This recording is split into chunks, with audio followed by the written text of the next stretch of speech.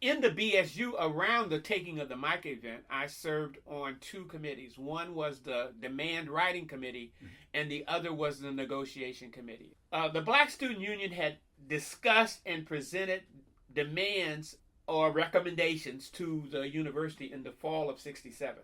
And the university basically ignored those recommendations. And so once the assassination occurred, we had a deeper dive into the issues that we were experiencing on the university and created a list of 40 to 50 demands or things that we wanted changed. And in a sense, each of them was potentially a demand. One of the co-chairs of the BSU, before he came to Stanford, Charles County, he was a political organizer, a community organizer. And he said to our group, all of us, the BSU, that we can't present 40 or 50 demands to the university. The most we can present to them is 10. And so the writing committee that had taken the initial dialogue and also over the course of the year, and then especially in response to the assassination, and written out what we wanted to see happen, we went back and we clustered all those ideas into 10 themes. And those 10 themes became the 10 demands. What we did in a couple of the demands was, and this probably didn't happen in other places, was that we asked the university to admit and support not just Black students, but Asian, Latino, and other ethnic groups. So a couple of our demands speak not only to them making spaces and support available for Black students, but also for the other ethnic groups.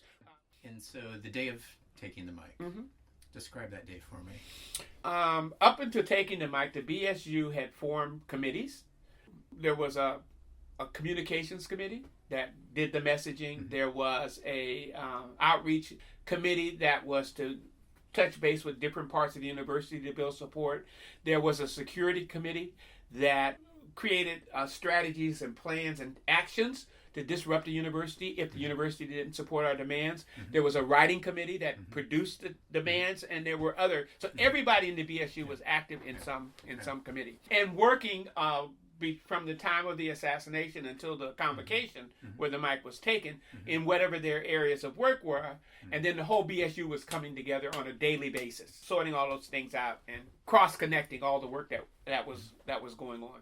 And so on the day of the event, it was determined or decided that we would ask people from East Palo Alto to join us, and a large, maybe 30 to 50 people from East Palo Alto came to the convocation. They set up in the front rows with the Black Student Union, as well as Black staff on the university.